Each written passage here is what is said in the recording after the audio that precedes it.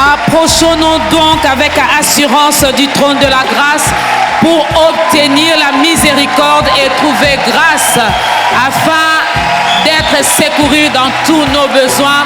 C'est pas moi qui le dis, c'est l'apôtre Paul dit, mesdames et messieurs, est-ce que nous pouvons nous approcher encore du trône de la grâce de Dieu? Car l'Éternel veut nous parler, il veut encore nous faire du bien. Ah, shalom, shalom, shalom. Shalom à vous, peuple de Dieu. Shalom à vous, fidèles téléspectateurs de B1 Télévision et particulièrement de cette émission Ta grandeur, la grandeur de Dieu. Ah oui, il est tellement grand. J'aime bien le dire en lingala. Azamonene, monene, monene. Et si nous sommes là encore aujourd'hui, c'est parce que il veut nous parler. Il veut faire du bien à une famille. Il veut faire du bien à un cœur. Il veut nous bénir. Il veut encore nous transmettre la vie, car dans sa parole, il y a la vie et il y a l'esprit. Shalom. Vous avez remarqué que le décor a changé. Et oui, c'est parce que nous sommes au sein de l'église Parole Éternelle, qui est une extension de l'église de la Borne ici à Lubumbashi. Est-ce qu'on peut bien acclamer pour le Seigneur qui a permis que ta grandeur vienne à Lubumbashi? Nous sommes là pour servir l'Éternel. Et j'ai béni Dieu au nom de la grande équipe de ta grandeur parce que Dieu s'est choisi un canal aujourd'hui pour nous faire du bien, pour parler à un cœur. Alors, je te demanderai, toi qui nous suis, je me permets d'ailleurs de te tutoyer parce que je sais que tu es mon frère, je sais que tu es ma sœur. Et toi qui n'es pas encore mon frère ni ma sœur, voilà une belle occasion qui se présente devant toi car le pasteur qui est notre invité va t'aider également à faire ton entrée dans la grande famille des enfants de Dieu, car il y a l'appel au salut qui est prévu dans ce programme. C'est une première pour lui de passer dans ce programme. Ah, Dieu sait faire les choses. Ah oui. Dieu a voulu que ça soit maintenant, en 2023, en cette période, en cette saison. Il sait le pourquoi. Lui, c'est le pasteur Guy Amani du centre évangélique Parole Éternelle, extension de l'église La Borne, ici à Lubumbashi. Shalom, pasteur, et bienvenue. Shalom, ma soeur. Tout va Shalom. bien, pasteur? Très bien, la grâce. Dieu nous fait grâce. Dieu nous fait grâce. Là, le pasteur a déjà dévoilé mon thème. Hein? On va parler de la grâce. Je me suis rendu compte que vous aimez bien parler de la grâce. Je parle aussi d'autre chose, sauf que c'est l'année de la grâce et c'est le thème que l'Église a. Ce qui fait que nous sommes vraiment baignés dans la grâce. On pense grâce, on dort grâce, on se réveille grâce. Ah oui! Eh oui, la grâce nous a amenés à Lubumbashi. Nous aussi, nous sommes là, c'est par la grâce. Amen. Non, nous aimons la grâce. Il faut aimer la grâce. Pour moi, la grâce, c'est la personne de Jésus-Christ. Je lui dis merci. Alors, pasteur Guy Amani, vous n'êtes pas tombé du ciel. Vous n'êtes pas un extraterrestre. Oui. Vous avez une histoire d'amour avec le Seigneur. Oui. Pourriez-vous le partager avec nous? Oui, ma sœur, avant de parler de ma petite histoire avec le Seigneur, j'aimerais vous souhaiter la bienvenue. Et non pas seulement à vous, souhaiter à B1 une chaleureuse bienvenue à Lubumbashi. Et nous sommes aussi aimés par le Seigneur parce que ce désir brûlait dans le cœur de se retrouver un jour chez vous à Kinshasa et de passer à cette émission Ta grandeur. Mais regardez comment la grâce fait des choses. On n'a pas bougé, c'est vous qui êtes venus. Soyez les bienvenus à Lubumbashi. Merci beaucoup, pasteur. Et que Dieu bénisse B1, qui Amen. vous bénisse aussi. Et Amen. merci de nous avoir opté pour que nous puissions passer. Nous rendons grâce au Seigneur pour cela. Je ne suis pas tombé du ciel, c'est vrai. Je suis né d'une femme qui s'appelle Marie Immaculée. Vous voyez, une femme qui a trouvé grâce. Elle a été rendue grosse sans être mariée par mon père. Et de leur amour de jeunesse, mon père a 18 ans, ma mère 16 ans, je suis né. Vous comprenez qu'à cet âge-là, ils ne sont pas assez responsables. C'est ma grand-mère qui m'élève. Mais heureusement pour cette femme, je ne me souviens pas l'avoir entendue prier. mais elle m'a laissé aller à l'église. Évidemment, l'église à l'époque, imaginez, j'ai 57 ans aujourd'hui, donc c'est l'église catholique à l'époque. J'étais servant. Je servais dans cette église. J'avais le désir de devenir prêtre. Ça brûlait en moi, ça bouillonnait en moi, mais je n'ai pas eu la possibilité de le devenir. J'évite beaucoup de détails. Et je me retrouve à Kinshasa pour des raisons d'études à 18 ans. Et je continue avec mon catholicisme. Je sers là-bas aussi, mais dans un groupe de prière. Je me croyais être en sécurité, je me croyais être sauvé. Jusqu'à ce que l'évangile m'a suivi là où j'habitais. À 22 ans, une église manquant des moyens pour payer les loyers est venue loger dans la parcelle où nous habitions. C'est comme ça que je me suis approché de l'évangile pour la première fois. Le vrai, l'évangile de Jésus-Christ, où l'on parle du salut des âmes, où l'on parle de la transformation de la vie. Je n'étais pas meilleur. Je me suis rendu compte que j'étais perdu, que j'étais mauvais, que j'étais dans le noir, dans le péché, dans les ténèbres. Et avec le recul maintenant, je comprends que ma véritable rencontre avec le Seigneur Jésus-Christ s'est faite en 1990 à l'église de la Borne, parce que ce que l'on faisait dans la parcelle, j'assistais, ça me plaisait, je priais, mais c'était encore un pied dedans, un pied dehors. C'était sans avoir pris la décision véritable. Alors c'est par un ami qui va m'inviter à la Borne, et là j'ai écouté le message. C'est en janvier 90 que je vais donner mon cœur totalement alors à Jésus-Christ, sans tenir compte de mes petites connaissances, parce que je me sentais en sécurité dans ma religion. Et là, il y a eu je peux dire, une sorte de mutation. J'ai basculé. Donc c'était une transformation totale. Je me suis accroché au Seigneur. J'ai aimé l'évangile. La même année, je serai baptisé par le pasteur Verneau à la Borne. Et à la fin de la même année, on va constituer les départements d'évangélisation. C'est ma petite histoire. Je suis entré dans ce département-là pour commencer à servir le Seigneur Jésus-Christ. J'étais pécheur, j'étais perdu. J'ai dû rencontrer Jésus-Christ un jour. J'ai dû prendre la décision.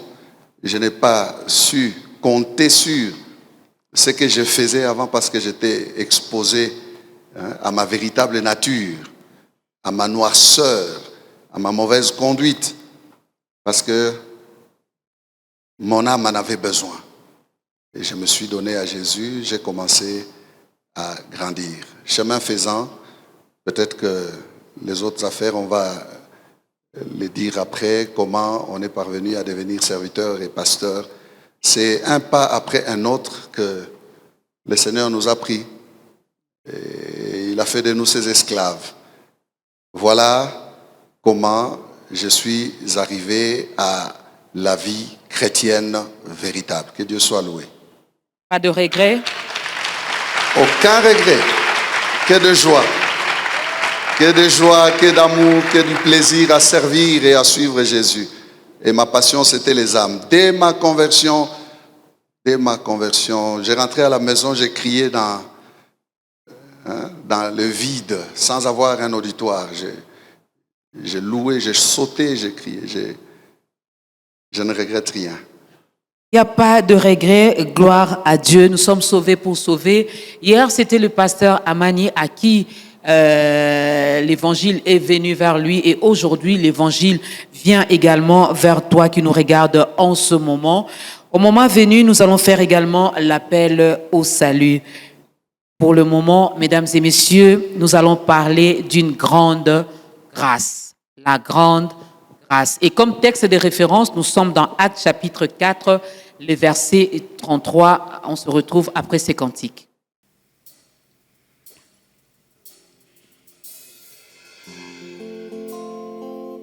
Tu t'appelles, je suis. Tu as été là avant toute chose.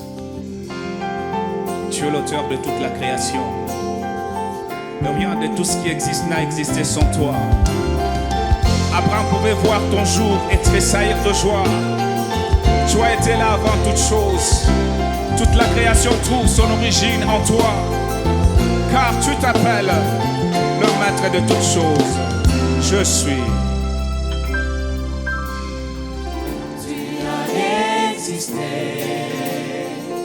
Avant toute chose, tu n'as ni début de jour, ni non plus de fin de temps. Tu as tout créé, Jésus, par ta parole puissante. Alpha, Oméga, le Dieu sans fin. Tu t'appelles, je suis aujourd'hui, éternellement. Tu es le même. Tu t'appelles, je suis aujourd'hui, éternellement. Tu es le même.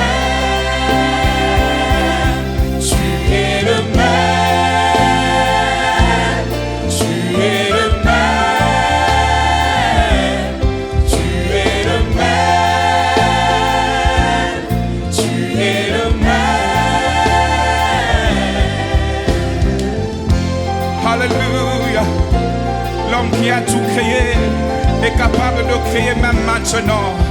Alléluia, alléluia. Avant qu'Abraham ne fût, moi je suis. Mon origine remonte aux temps anciens, au jour de l'éternité. tu t'appelles Emmanuel. Tu t'appelles Emmanuel. Présent. Présent tout temps. Elohim, Elohim. Dieu d'éternité.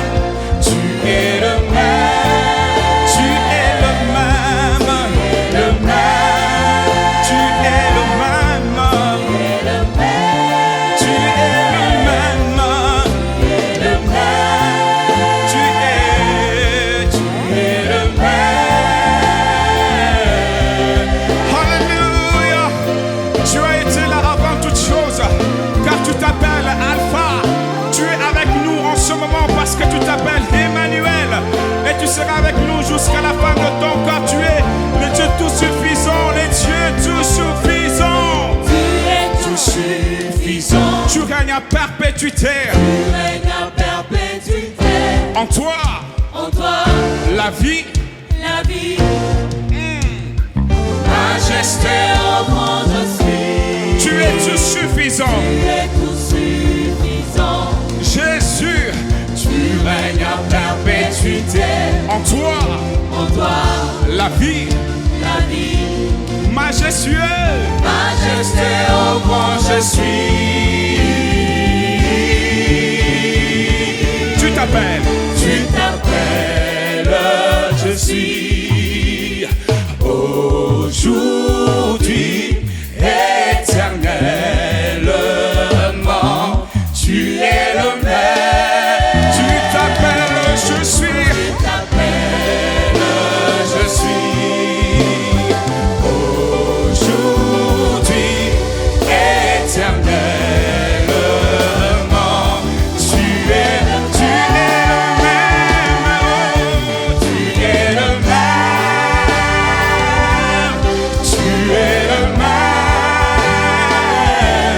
Tu es le même. Tu es le même. Tu es le même. Tu n'as pas d'incomparable. Tu n'as pas d'égalable. Tu es le même. Oh, tu es le même. Tu es le même. Tu es le même. Oh, tu es.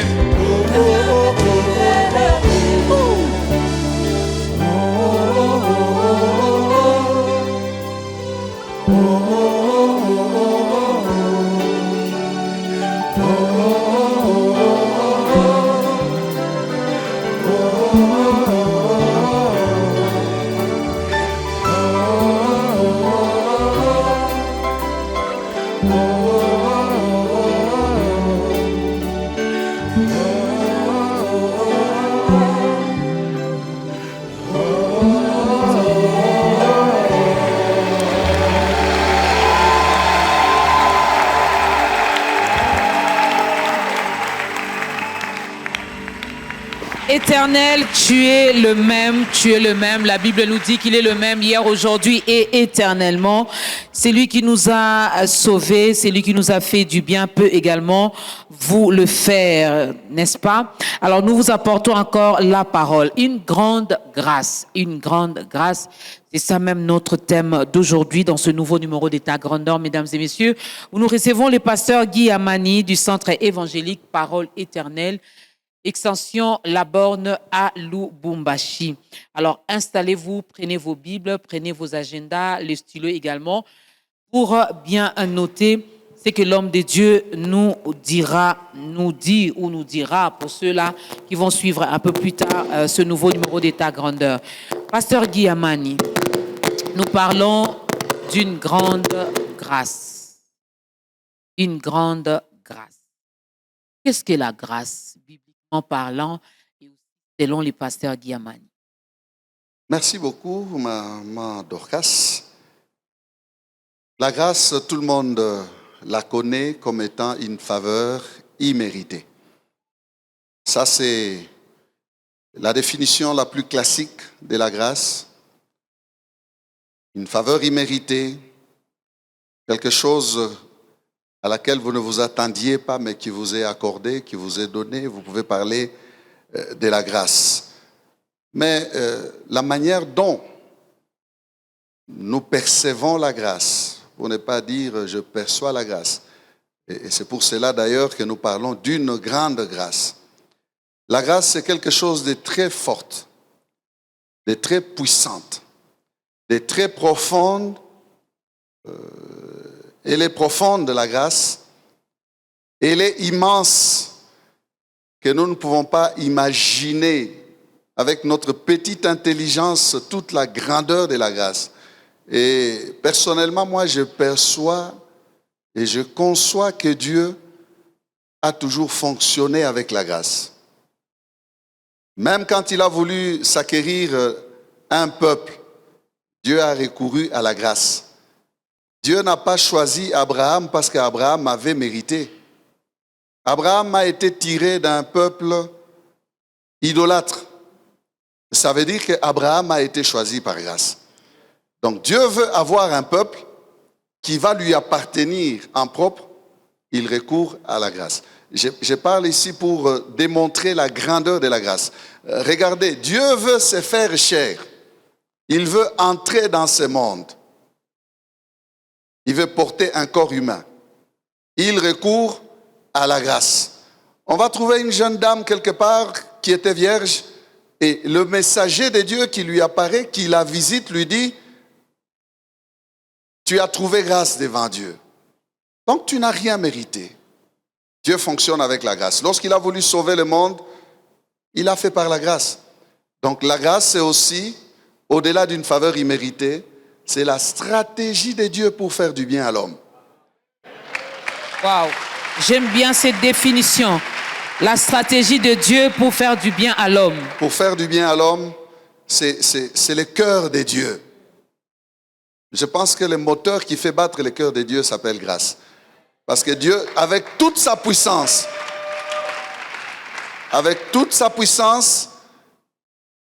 il pouvait nous écraser. Il pouvait nous recréer. Il pouvait refaire des choses. Combien de fois a-t-il dit à Moïse, j'ai tué tout le monde, je reprends avec toi. Mais Moïse savait que Dieu était un Dieu de grâce. Il recourait à cette compassion de Dieu, à la miséricorde de Dieu.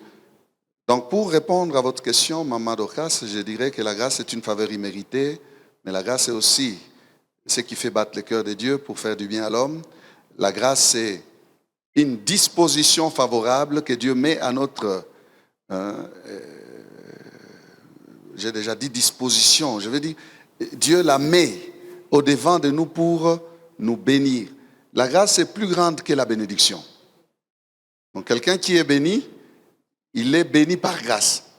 Donc la grâce engloutit en elle des choses qui dépassent ce que nous appelons seulement bénédiction. Donc c'est une disposition, un dispositif que Dieu met en place et dans lequel il y a beaucoup de choses. Il y a le salut dans la grâce. On dit, car c'est par grâce que vous êtes sauvés. Cela ne vient pas de vous. Ce n'est point par les œuvres, afin que personne ne se glorifie. Donc Dieu ferme le chemin des mérites. Dieu ferme le chemin des compétences. Et Dieu décide de traiter avec nous que sur base de la grâce. La grâce est aussi un dénominateur commun que Dieu a choisi souverainement pour sauver tous les humains. La grâce. Alors, y a-t-il un lien, un rapport entre la grâce, le salut et la foi? Oui, un très grand lien. Je pense que la grâce qui conduit au salut, comme nous venons de citer Ephésiens 2 là, Ephésiens 2 à partir du verset 5, qui est dit, car c'est par grâce que vous êtes sauvés, et Ephésiens 8 qui dit, c'est par grâce que vous êtes sauvés par le moyen de la foi. La grâce a pour allier, pour conduire un homme au salut, la grâce a pour allier la foi. Pour que cet homme qui est exposé à la grâce puisse bénéficier de ce que la grâce lui apporte, il doit écouter, que la foi pénètre en lui, parce que la foi vient de ce qu'on entend, et ce qu'on entend vient de la parole de Christ. Donc quelqu'un ne peut pas dire, moi j'ai été sauvé par grâce, sans avoir écouté le message. Non, non. Corneille n'a pas été sauvé, il était un religieux, jusqu'à ce que le Seigneur lui donne le message d'envoyer chercher Pierre, qui lui dira des choses par lesquelles il sera sauvé. Donc le salut est dans l'évangile. Paul dit, je n'ai point honte de l'évangile. Pourquoi? Car c'est une puissance de Dieu pour le salut de quiconque croit. Donc la foi vient par ce qu'on entend de la parole de Dieu, du message, de l'évangile. Et c'est la grâce qui balise le terrain, le chemin. Pourquoi tel est sauvé et tel n'est pas encore sauvé? Ça veut dire que la grâce a agi.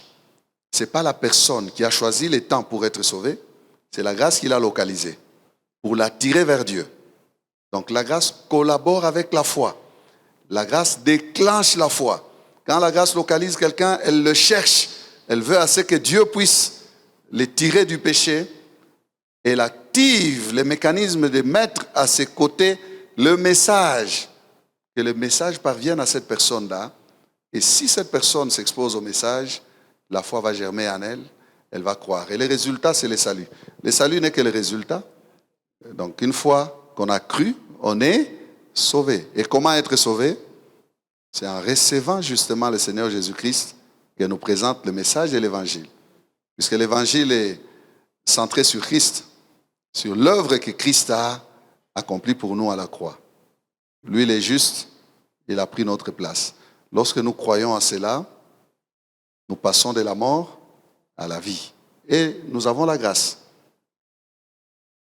Qu'est-ce que nous obtenons par la grâce? Quels sont les avantages?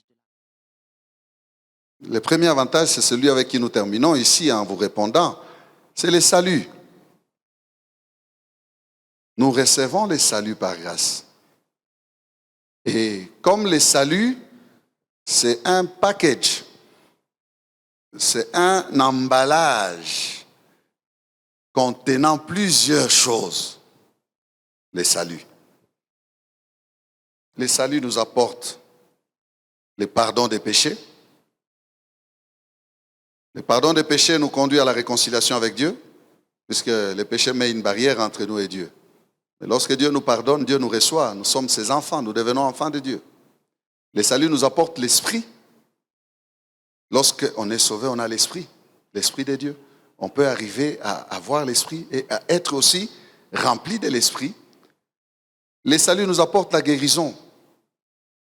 Guérison spirituelle, guérison physique, la guérison des maladies. Parce que nous devons savoir que Christ n'est pas mort seulement pour que nous soyons sauvés de nos péchés, mais pour que nous soyons aussi guéris de nos maladies. Pour que nous soyons aussi bénis. Les saluts nous apportent les bénédictions. Les bénédictions véritables sont celles que nous avons en Jésus-Christ. C'est en lui que nous sommes bénis de toutes sortes de bénédictions.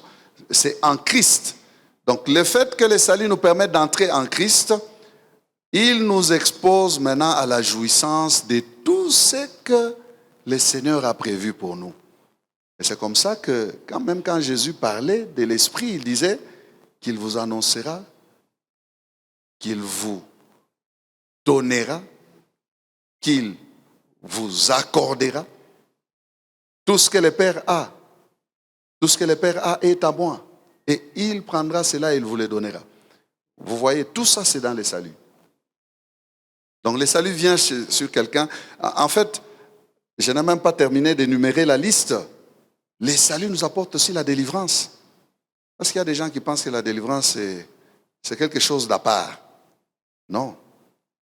Nous sommes sauvés. Et quel est le mode opératoire du salut? C'est de nous prendre, de nous transporter des ténèbres à la lumière. Nous changeons de camp. Nous changeons d'équipe. Celui qui dominait sur nous ne domine plus sur nous. Nous devenons enfants de Dieu. Nous naissons de nouveau pour appartenir à la famille de Dieu. Alors, tout ça, c'est dans le colis de la grâce au travers du salut qui nous est offert gratuitement en Jésus-Christ. Gratuitement en Jésus-Christ, en vous entendre parler, c'est comme si la grâce choisit des figures, choisit des personnes. C'est comme si la grâce est sélective. Parce que si nous avons tout dans la grâce, et les chrétiens et les non-chrétiens, déjà ça nous arrive lorsqu'on nous pose la question de savoir comment vous allez, nous répondons grâce sur grâce. Donc la grâce peut localiser un païen, même si ce dernier n'a pas encore donné sa vie à Christ, mais voilà qu'il est béni matériellement, financièrement. C'est vrai. Non. Je n'ai pas dit que la grâce choisit les visages. La grâce, quand vous lisez Tite, chapitre 2, à partir du verset 11, il est dit, la grâce, source de salut pour tous les hommes, a été manifestée. En fait, j'ai bien parlé, j'ai bien dit que le colis de la grâce contient toutes choses. Et les saluts, c'est ce paquet-là, une conséquence de la grâce sur quelqu'un. Mais quand vous parlez de la bénédiction d'un païen et vous dites la grâce, ça dépend. On peut parler de la grâce, oui, mais est-ce que la grâce s'arrête à la bénédiction? Non. J'ai parlé d'un paquet. Où est le salut chez les païens? Vous voyez comment la parole de Dieu parle? La grâce, source de salut. Je pense qu'il nous faut avancer et distinguer la bénédiction que les païens ont et la bénédiction que l'enfant de Dieu a. C'est différent. Il y en a qui ont des moyens parce qu'ils travaillent. Ça, c'est Dieu qui a renfermé cela. À l'origine, ça vient de Dieu, c'est vrai. Vous travaillez, vous avez un salaire. Vous avez beaucoup de païens qui sont des milliardaires. Je pense sur la liste même des milliardaires, il y a très peu de chrétiens nés de nouveau. Sur la liste des milliardaires les plus riches du monde. Ces gens-là n'ont que faire du Seigneur. Hein. Ils disent ça. Hein. Mais un de leurs, en mourant, il a laissé des paroles. Je crois que vous avez déjà eu à lire cela. Il est mort, un de ses 5 ou 10 meilleurs milliardaires. Il a regretté de ne pas avoir connu le Seigneur. Ce n'est pas parce qu'on a les biens matériels qu'on est béni. Non. La bénédiction, c'est plus que les biens. Et en fait, c'est la personne qui est bénie. Et elle va faire des choses qui la fait vivre sa bénédiction. Vous serez d'accord avec moi que Joseph était béni avant de devenir Premier ministre? Il était béni. Joseph était béni. C'était lui. Partout où il passait, il avait la bénédiction l'accompagnait. Et tout ce qu'il touchait réussissait. C'était la personne, Joseph, qui était béni. Vous vous associez à une telle personne, vous bénéficiez des choses. Alors, nous faisons la part des choses. C'est lui qui est béni. Il est bénéficiaire, c'est vrai, d'une grâce. Mais la grâce dont moi, je perçois ici, contient en elle aussi les saluts. Et bien sûr, elle a aussi les autres choses. Mais quand quelqu'un n'a pas encore les saluts de son âme, vous connaissez le message de l'Évangile. À quoi servirait-il à un homme de gagner le monde entier s'il perdait son âme? Oui. Ça veut dire que même le Seigneur regrette que tu as tout eu sur la terre, mais tu ne m'as pas moi. La véritable bénédiction, c'est de me connaître moi d'abord.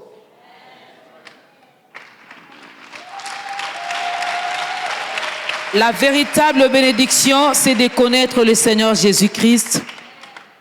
Si nous pouvons lire notre texte de référence, nous sommes dans Actes chapitre 4, verset 33.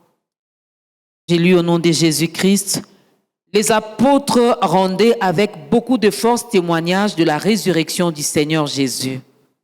Et une grande grâce reposait sur eux tous. Oui. Une grande grâce reposait sur eux tous. Il y a plusieurs dimensions de la grâce, pasteur Guillamani. Oui. Si on parle de la grande, il y a aussi la petite, la moyenne? Oui. Il y a plusieurs dimensions de la grâce. Et il y a plusieurs types de grâce. Vous avez la grâce, source du salut, qui est la grâce par laquelle nous sommes sauvés, n'est-ce pas? Vous avez la grâce faveur que l'on peut trouver devant une personne. Moïse l'a demandé devant Dieu. Il lui a dit, si j'ai trouvé grâce à tes yeux, fais-moi connaître tes voies. Alors je te connaîtrai et je trouverai encore grâce. Vous voyez? Ça veut dire qu'il y a une grâce sur une grâce. Jésus-Christ croissait en grâce. Ça veut dire que la grâce que Jésus avait à 14, à 12, à 14 ans n'est pas la même que celle qu'il a eue à 30 ans. La grâce que les apôtres avaient dans ce verset 33 des Actes 4, ce n'était pas la grâce qui était sur la foule. Quand vous lisez bien le contexte de ce texte, on dit que les autres n'osaient pas s'approcher d'eux. À cause de quoi? De la grande grâce qui était sur eux. Eux, avec la grande grâce qui était sur eux, ils faisaient des miracles. Ils amenaient l'évangile. Ils annonçaient la résurrection de Christ avec puissance. Donc, on peut s'approfondir dans la grâce. On peut augmenter la dimension de sa grâce. Et nous, les hommes de Dieu, nous avons l'habitude de dire: j'ai la grâce d'exhorter. J'ai la grâce d'enseigner. Vous voyez déjà, c'est plusieurs. Quelqu'un peut avoir la grâce de chanter. Un autre aura la grâce de prier longtemps. Donc, il y a des dimensions de grâce, il y a des différentes grâces. Alors, nous n'allons pas confondre. Les ministères fonctionnent avec différentes grâces. Et chacun doit connaître la mesure de sa grâce. Vous demandez à un serviteur qui n'est qu'un exhortateur. Il exhorte avec compassion. Il touche les cœurs quand il exhorte. Vous lui demandez de faire un enseignement, il va bâcler l'enseignement. Il ne va pas enseigner, il va exhorter. Vous allez découvrir que sa grâce à lui, c'est exhorter. Vous avez des personnes qui ont des grâces pour visiter les autres, visiter les malades. Ce sont des grâces. La parole de Dieu nous parle de la mesure de la grâce. C'est biblique. Si Dieu distribue même les dons spirituels selon la mesure de la grâce, ça veut dire qu'il y a des dimensions de grâce, qu'il y a différentes grâces et chacun peut fonctionner dans un couloir bien déterminé par la grâce. Comment arriver à reconnaître, qu'est-ce que maman Dorcas peut faire pour reconnaître la grâce qui est en elle? En se perfectionnant dans ce qu'elle fait bien. En excellant dans ta grandeur. Avant de venir faire l'émission Ta grandeur, elle peut prier, elle peut lire la parole de Dieu, se rapprocher de Dieu davantage, recommander son travail entre les mains du Seigneur. Et maman Dorcas ira des progrès en progrès. Et l'on reconnaîtra autour d'elle que cette dame-là, Anne est loco. Quand elle tient son émission, ça coule, ça passe, c'est bon. Et regardez comment elle met à l'aise ses invités. Regarde, elle a des paroles qui touchent. C'est comme ça. Donc, une personne qui reconnaît déjà que j'ai fait ceci et Dieu m'a appelé à ça, elle est déjà consciente d'une certaine grâce. Maintenant, il faut qu'elle travaille. Et c'est pour cela que Tite, que j'ai cité ici, Tite nous dit que la grâce nous enseigne. La grâce nous enseigne. Donc la grâce nous amène à avoir une certaine sagesse de conduite, d'exercice, d'action. Lorsque je fais, c'est à quoi je suis appelé, et je le fais bien, ou je ne le fais pas encore bien, qu'est-ce que je devrais faire pour exceller? C'est rentrer auprès de celui qui m'a accordé cette grâce-là. Donc c'est dans la communion aussi avec le Seigneur, dans la préparation, c'est vrai, dans la communion, dans l'exercice, dans la recherche de l'excellence, de l'amélioration. Parce qu'il y a des gens qui négligent. Puisque vous dites, bon, une grâce, c'est quelque chose que l'on reçoit gratuitement.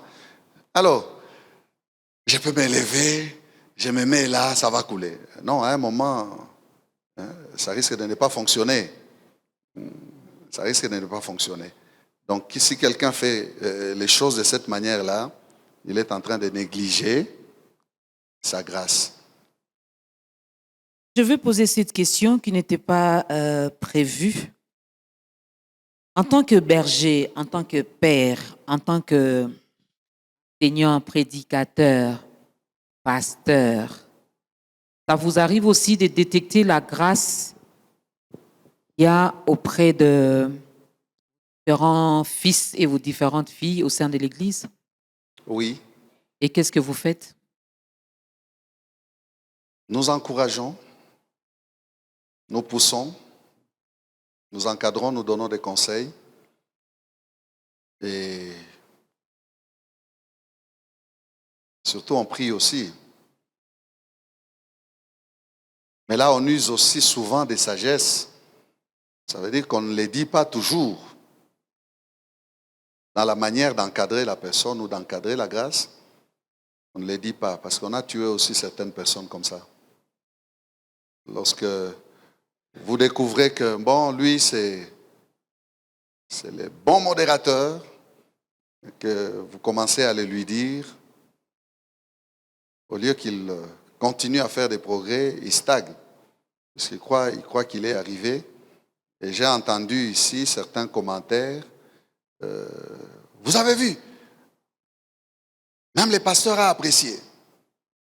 Alors donc, ce sont ces choses-là qui nous rendent réservés pour ne pas détruire la personne, pour ne pas égarer certaines grâces justement. On observe, on donne des conseils, on encadre, mais sans trop jeter des fleurs. Sans trop jeter des fleurs. J'aime cette réponse parce que vous avez parlé d'égarement, mais moi je vais parler d'étouffement. Il y en a, je ne dis pas que c'est le pasteur Guy Amani. Adré, il y en a qui étouffent. J'ai peur que les fils viennent prendre. C'est vrai. Mais moi, je n'ai pas cette attitude-là. Parce que dans ma façon de concevoir les choses, je l'ai dit à l'église, tant que le Seigneur nous permet de servir, c'est notre place.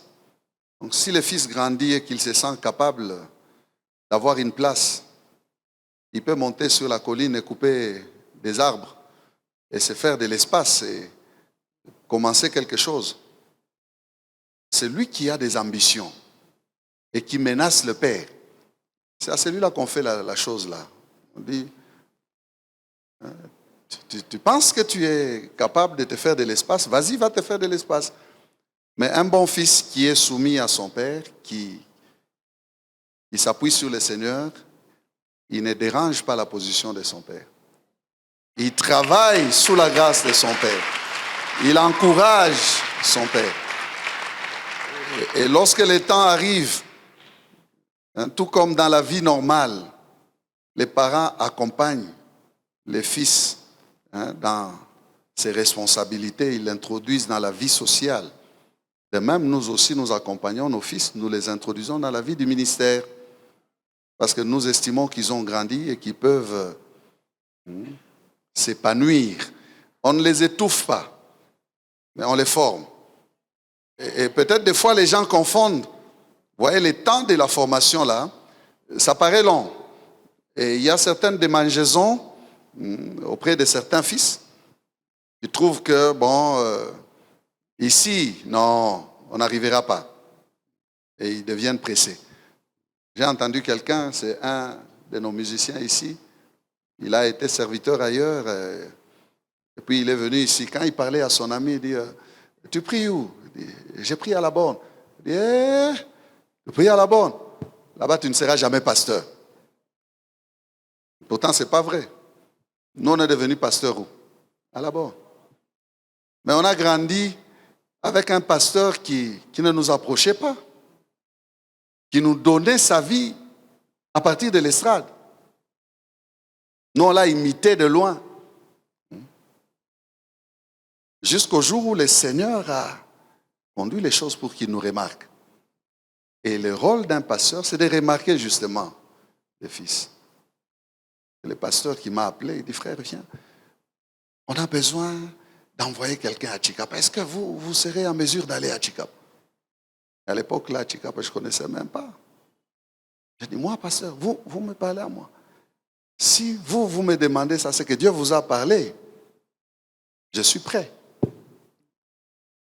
J'ai été un fils pour venir ici. Je ne suis pas venu de moi-même. Je suis rentré vers mon père, je lui ai parlé, j'ai dit, je vais aller à Lubumbashi. Il m'a dit non. J'ai attendu jusqu'à ce qu'il m'a béni, il m'a dit, vas-y. Je suis venu. Mais pourquoi les fils que moi j'encadre ne devraient pas dépendre de cette bénédiction-là? Et je pense qu'ils sont ici, ils nous suivent. C'est le schéma. Ce n'est pas un étouffement, c'est un encadrement.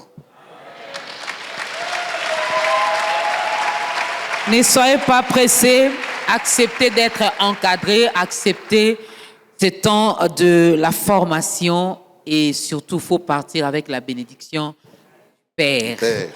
Deuxième cantique.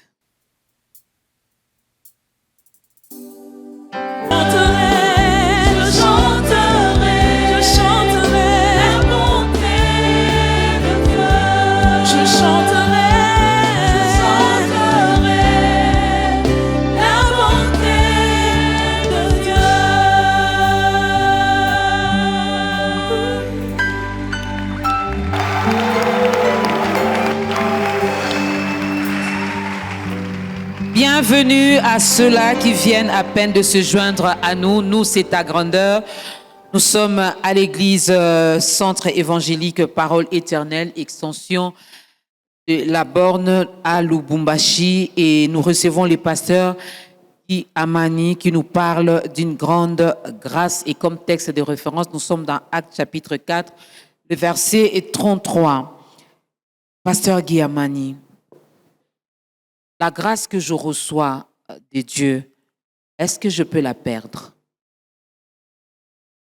Oui. La grâce que l'on reçoit de Dieu, on peut la perdre. Je voudrais m'expliquer par quelques avertissements que l'apôtre Paul nous donne. Vous avez le texte de Romains chapitre 6. Romains chapitre 6, le temps d'y arriver. C'est déjà au premier verset qu'il dit, il dit cela. Que dirons-nous donc? Demeurerions-nous dans le péché afin que la grâce abonde? Loin de là. Nous qui sommes morts au péché, comment vivrions-nous encore dans le péché? Nous sommes partis de cette affirmation que là où le péché a abondé, la grâce a surabondé. Alors certaines personnes pensent que comme je n'ai rien fait pour avoir le salut, donc je ne peux rien faire par après mon salut pour ne rien risquer. Je ne risque rien de continuer à vivre comme j'étais avant la grâce. C'est faux. Moi qui suis bénéficiaire de la grâce, je dois être conscient de là d'où le Seigneur est allé me chercher. Vous voyez? Donc, je prends l'exemple du perdu. Ou prenons l'exemple de quelqu'un qui était en prison. On signe une ordonnance, on les gracie. Il a eu la grâce présidentielle, il sort de la prison. Il dit, bon, c'est toujours le régime du président qui a écrit la grâce pour moi. Je rentre, je continue à faire mes 100 coups. On va me remettre en prison, il signera encore. C'est comme ça que ça fonctionne? Non. Il va avoir la conscience de dire, on m'avait condamné pour la perpétuité. Je devais rester toute ma vie en prison. Comme j'ai eu la grâce de sortir de la prison, je ferai tout pour ne pas y retourner. C'est ça l'enseignement de la grâce. Comme j'ai été sauvé gratuitement sans avoir rien payé, je me rends compte que Jésus-Christ est mort. À la croix, il a payé pour moi.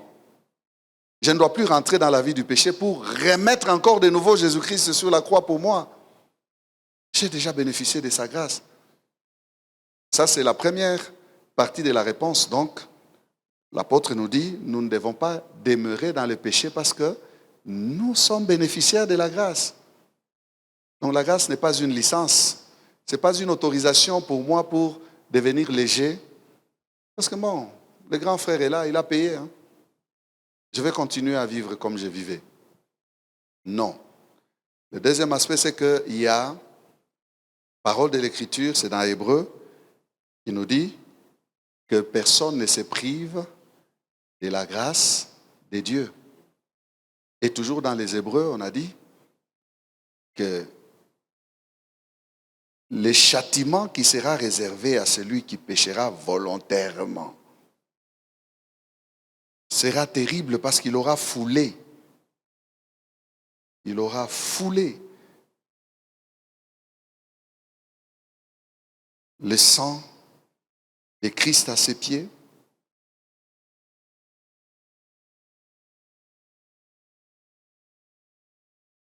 Il aura outragé l'esprit de la grâce. Je suis là, c'est dans Hébreux 10, verset 29. De quel pire châtiment pensez-vous que sera jugé digne celui qui aura foulé aux pieds le Fils de Dieu, qui aura tenu pour profane le sang de l'alliance, par lequel il a été sanctifié et qui aura outragé l'esprit de la grâce. Donc la grâce n'est pas une licence qui nous pousse à tout faire parce qu'elle va toujours demeurer. Non, non. Du reste, lorsqu'on est bénéficiaire de la grâce, on doit savoir que ce temps de la grâce ici s'arrêtera un jour. Il y a un temps fixé où la grâce va s'arrêter. Et si ce n'est pas le temps qui va s'arrêter, nous sommes appelés à mourir aussi. Donc si je me prive de la grâce de Dieu, je foule l'esprit de la grâce à mes pieds, et que la mort me prenait, quel sera mon sort? Je parlerai encore grâce? Mais non. Je ne parlerai pas grâce. On peut. Je réponds aussi à une autre question qui divise certains théologiens. Je dis certains théologiens. On peut perdre le salut. On ne le perd pas facilement, bien sûr, mais on peut le perdre. Sinon, on ne parlerait pas de l'apostasie, on ne parlerait pas de faire naufrage de la foi, on ne parlerait pas d'abandonner son premier amour. Il y a un recul, il y a un éloignement, il y a un naufrage que l'on peut faire. Quelqu'un qui a fait naufrage, il ne peut pas se noyer. On peut se noyer quand on fait naufrage. Par la grâce, on peut éviter. Parce que la Bible nous dit aussi, en ces temps de la grâce, nous sommes également du pardon de nos péchés passés, présents et futurs. Voilà pourquoi on se permet de fois de tomber, parce qu'on sait que nous sommes déjà pardonnés. Oui, j'ai soulevé l'aspect de la mort, maman. Tombez le matin et à midi, vous mourrez. Vous faites quoi? Le temps de la grâce, lui, continue, mais vous, vous êtes retirés. Vous vous tiendrez devant les juges. Qu'est-ce que vous direz? Chaque jour ici, nous assistons à des personnes qui nous quittent. Nous assistons à des nouvelles comme ça, nous apprenons que tel est parti, tel est parti, tel est... Dans quel état ils partent? C'est pour ça qu'il y a la pensée de veiller. On ne peut pas veiller s'il n'y a pas de danger. Si la grâce était un coussin qui amortirait les dangers, on se serait endormi dessus, tranquille, faisant tout ce que nous voulons. Mais ce n'est pas cette grâce-là que le Seigneur nous enseigne. La grâce, source du salut pour tous les hommes, a été manifestée. Elle nous enseigne à renoncer à l'impiété et aux convoitises mondaines. Vous comprenez déjà ce titre, hein? Et à vivre selon la sagesse, la justice et la piété dans les siècles présents, en attendant la bienheureuse espérance et le retour de notre Seigneur et Sauveur Jésus-Christ. Nous vivons dans quel état? En attendant qu'il revienne. Dans la crainte, dans la piété, dans la justice. Donc, c'est pour cela que je disais la grâce est immense. Elle a plusieurs facettes, mais il ne faudrait pas prendre qu'un seul côté. Le côté pardon, le côté bonté de Dieu, le côté miséricordieux et dire, bon, nous sommes au temps de la grâce. Mais la grâce elle-même nous enseigne. Nous enseigne. Et d'autant plus que dans cette période de la grâce, la colère de Dieu est mise en attente, est mise en réserve. Ce n'est pas que Dieu ne jugera pas, non. Il met en réserve sa colère. Les jours où il va lâcher ça, ça sera terrible, maman. Ça sera terrible. Il dit, s'il n'a pas épargné son propre fils en le clouant à la croix pour nos péchés à nous. Bon, maintenant, nous-mêmes, les auteurs du péché, là, quand ça tombera sur nous, frère, ça sera grave. Ça sera grave. Mais nous sommes au temps de la grâce. Amen. Cette colère-là, c'est pour ça que les gens jouent. Hein. Ils ont dit, oh, mais Dieu a changé. Hein. On dirait que Dieu a changé. Les dieux de l'Ancien Testament, c'était du tic-tac. Hein? Tu pêches, tu meurs. On te lapide, on t'enlève. Oui. Mais maintenant, là, il réserve. Quand ça viendra, pas de miséricorde pour celui qui va se retrouver dans l'équipe de ceux qui mériteront les châtiments. Merci. Que le Saint-Esprit nous aide à ne pas se retrouver dans cette équipe-là. Quel est le rôle du Saint-Esprit en ce temps de la grâce? Le rôle du Saint-Esprit, c'est rendre palpable la présence de Christ en nous. Hein. Nous sommes une habitation de Dieu en esprit. C'est par le Saint-Esprit que Christ vit en nous. Et le Saint-Esprit nous rappelle constamment, l'Esprit de Dieu rend témoignage à mon esprit que je suis enfant de Dieu. C'est un ami qui est avec nous. Il nous conduit. Justement, Jésus nous a dit que je ne vous laisserai pas orphelins. Je vous enverrai un autre moi-même, un autre consolateur. Semblable à ce que je faisais quand j'étais moi-même avec vous, mais comme je ne serai plus là, lui sera là, spirituellement avec vous, et il va vous conduire. C'est un bon conseiller. Et des fois, il parle, mais nous passons outre, mais il est là pour ça. C'est un avocat, c'est un accompagnateur, c'est un protecteur, c'est un défenseur. Et des fois, l'Esprit de Dieu fait des choses que nous ne voyons pas avec nos yeux. Une écriture de la parole de Dieu nous dit que quand l'ennemi viendra sur nous comme un fleuve, l'Esprit de l'Éternel le mettra en déroute. Donc je pense que lorsque nous dormons, l'Esprit, lui, ne dort pas, il combat aussi pour nous. L'Esprit intercède pour nous, parce que dans nos faiblesses, nous ne savons pas quoi demander. Et il intervient, il a beaucoup de choses qu'il fait. L'Esprit nous rend forts dans les témoignages pour gagner des âmes. Il nous convainc des péchés, des justices et des jugements. C'est le Saint-Esprit, maman. Donc il ne peut pas nous conduire vers une vie sale. Le Saint-Esprit nous convainc des justices. Il nous convainc de péché. Il nous convainc des jugements. C'est lui qui nous aide à servir le Seigneur avec crainte et tremblement, pas dans la duplicité. Merci, cher Saint-Esprit. Alors, Pasteur Guillamani, regardez votre caméra. Nous allons aider cette personne à faire son entrée dans la grande famille des enfants de Dieu. Tu as suivi, tu as été touché, tu as compris que tu as également besoin de la grâce de Dieu, de la grâce divine. Alors, le pasteur va t'aider à recevoir Jésus-Christ dans ta vie comme Seigneur et Sauveur personnel. Oui, fidèles téléspectateurs, vous nous avez suivis et puisque nous parlons du Saint-Esprit, maintenant que je parle là, le Saint-Esprit est en train de vous convaincre, de toucher votre cœur, de manière à ce que vous puissiez vous décider à faire ce pas Le Seigneur Jésus-Christ déclare que « Voici, je me tiens à la porte et je frappe.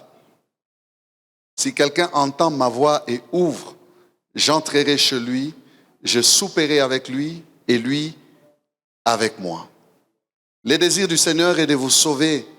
Le désir du Seigneur est de vous pardonner, de vous laver de vos péchés, de vous rendre fort, capable de vivre une vie qui fasse son plaisir. Alors faites cette prière après moi, selon l'évangile de Jean au chapitre 1er, le verset 12, qui nous dit « À tous ceux qui l'ont reçu, il leur a donné le pouvoir de devenir enfants de Dieu. » C'est vous qui allez prier, je ne fais que vous prêter les mots, les paroles. Répétez après moi ceci. Seigneur Jésus, j'ai entendu ta voix qui m'appelle. Je t'ouvre mon cœur. Je te donne ma vie. Viens dans mon cœur. Sois mon Seigneur et mon Sauveur. Pardonne mes péchés. J'ai conduit ma vie comme je voulais. Mais maintenant, je me soumets à ta volonté. Rends-moi capable, par la puissance du Saint-Esprit, de te suivre et de t'obéir. De te servir aussi, Seigneur. Je te dis merci pour mon nom que tu inscris dans ton livre de vie. Merci, Seigneur Jésus, pour la nouvelle vie que tu me donnes. Que Dieu vous bénisse, vous qui avez fait avec moi cette prière. Désormais, votre nom est inscrit dans le livre de vie, vous êtes devenus enfants de Dieu. Cherchez une église, cherchez des frères qui peuvent vous aider dans votre croissance par la prière et par la lecture de la parole de Dieu, la méditation, et par la fréquentation d'une église vivante où Jésus-Christ est Seigneur. Et vous allez voir ce que le Seigneur Jésus-Christ est capable de faire dans votre vie par sa grâce qui est si grande. Que Dieu vous bénisse.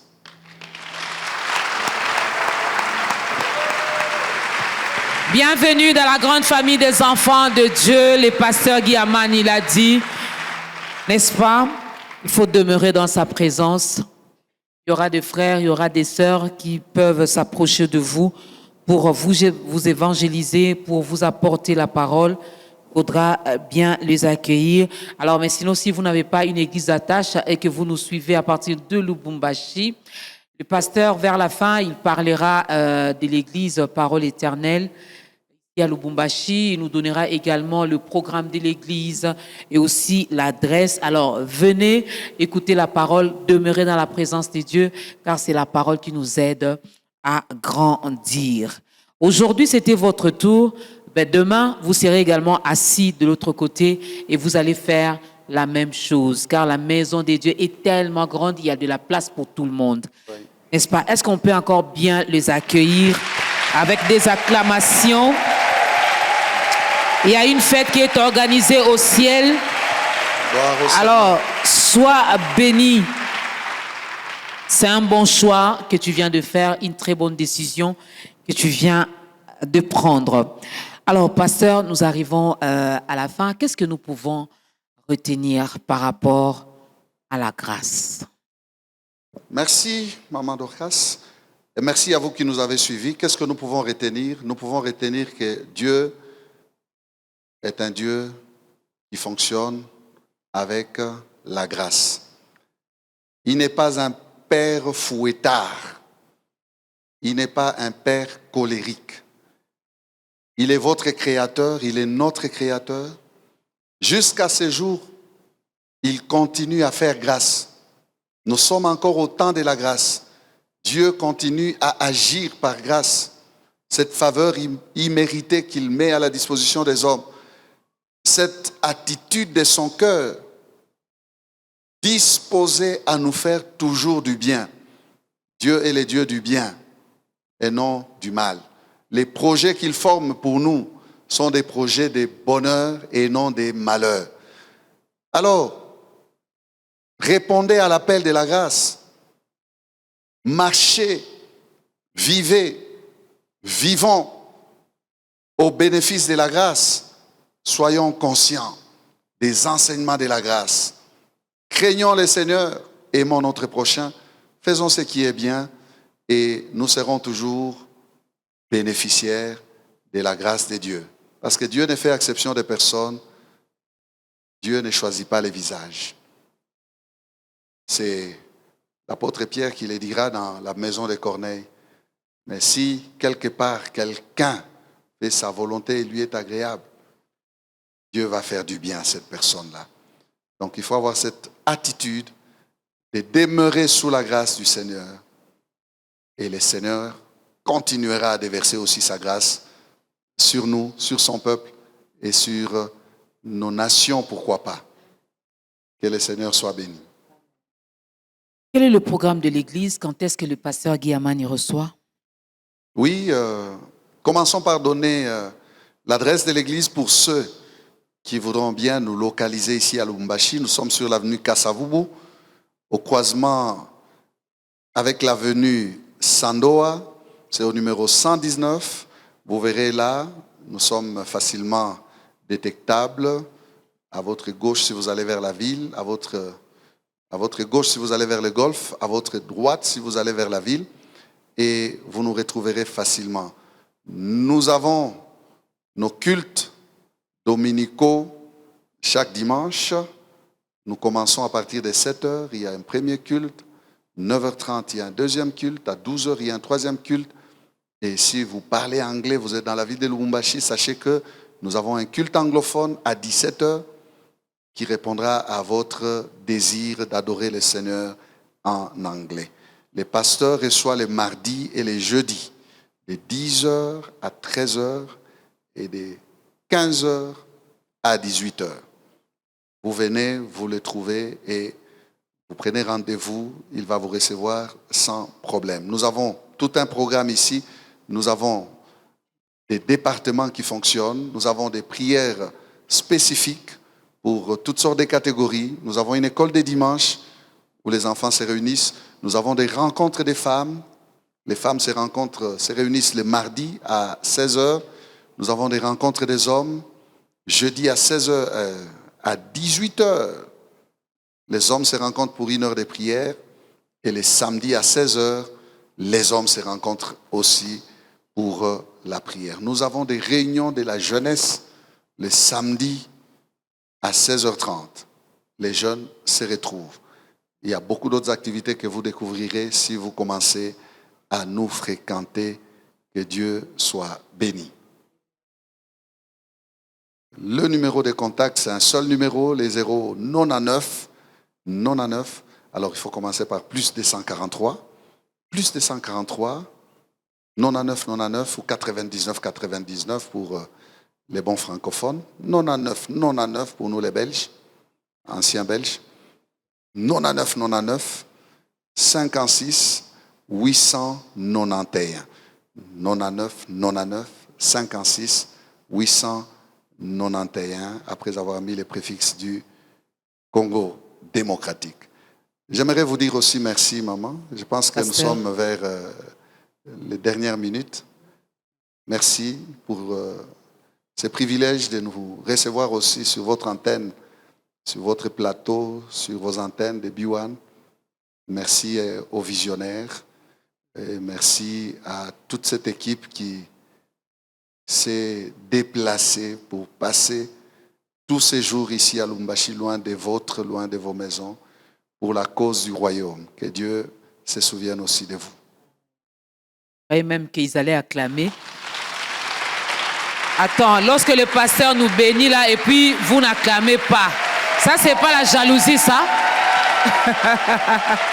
Merci beaucoup, pasteur. Merci beaucoup, pasteur Guy Amani, mesdames et messieurs.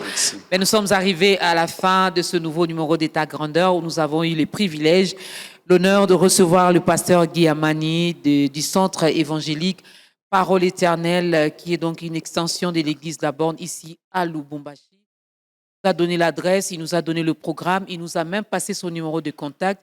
Vous avez besoin d'être enseigné, vous avez besoin de la prière, contactez directement le pasteur. Pasteur, on paye combien?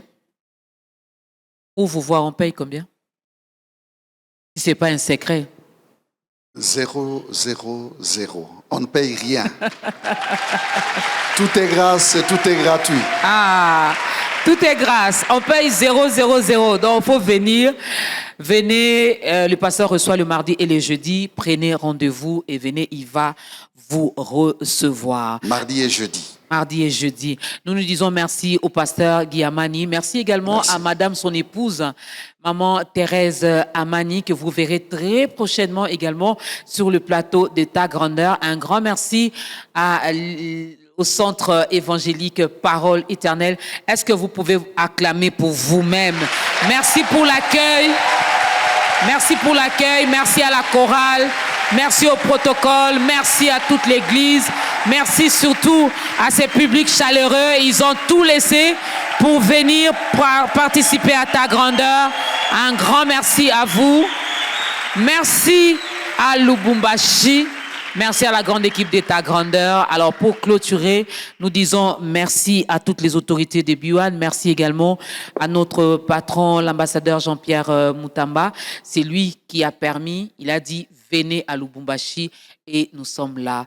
N'est-ce pas? Alors, nous disons merci à notre patron. Merci également à tous les personnels de BIOAN. Un grand merci à Lubumbashi. Beaucoup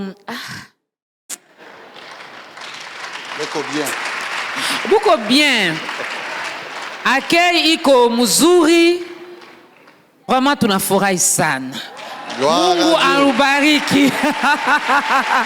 On s'arrête ici. Sinon, si je continue avec mon Swahili, en tout cas, il y aura des dégâts. Lèvons-nous. L'homme de Dieu va nous bénir avec une courte prière et nous allons danser. En tout cas, ne me privez pas ça. Je n'ai jamais vu le pasteur Guy Amani en train de danser. Hein? Alors, il ne faut pas me priver ça. Chorale, il faut nous proposer un bon cantique juste après la prière.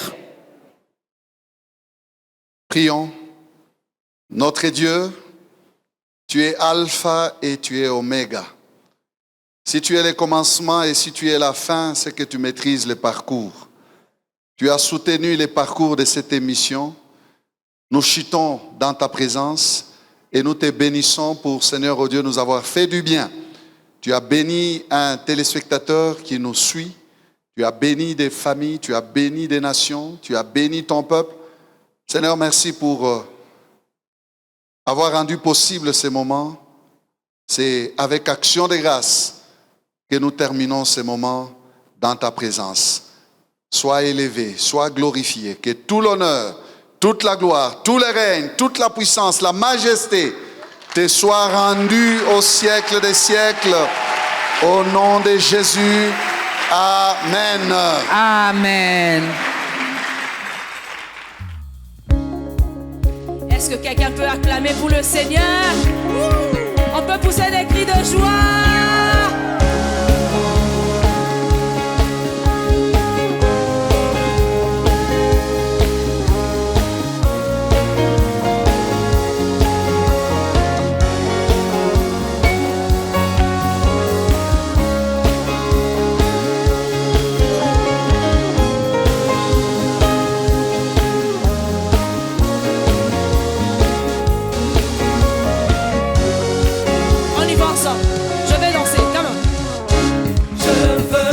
Et louer, peu importe ce qui va, le ressuscité qui vit en moi, son nom c'est qui? Son nom c'est Jésus. Je suis né de Dieu, je suis victorieux, je suis né pour influencer, rempli du Saint-Esprit, je louerai son nom.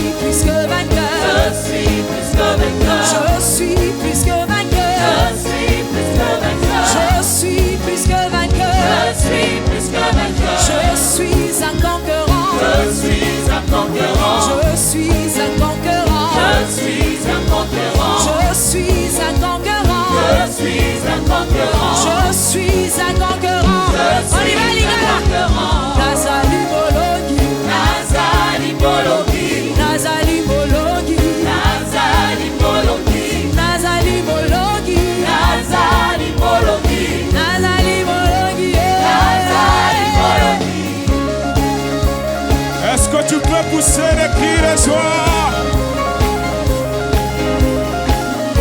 Est-ce que tu peux acclamer Jésus? Alléluia. Come on. Je louerai son nom. Je louerai ton nom. Ah, je louerai ton nom. Yeah. Je louerai. Ah, louer, louer, louer, louer, louer. Je louerai son nom. Louer, louer, louer, louer, louer. Je louerai son nom. Louer, louer, louer, louer, louer. Je louerai son nom. Hey, hey, hey, hey, hey. Je louerai son nom. Sautez, sautez, sautez, sautez. Je veux sauter. Saute, saute, saute, saute, saute, saute, saute, saute. Je veux sauter. Saute, saute, saute, saute, saute, saute, saute, saute. Je veux sauter. Hey, hey, hey, hey, hey. Je veux sauter. Dansez, dansez, dansez, dansez. Je veux danser. Danse, danse, danse. Je veux danser. Danse, danse, danse. Je veux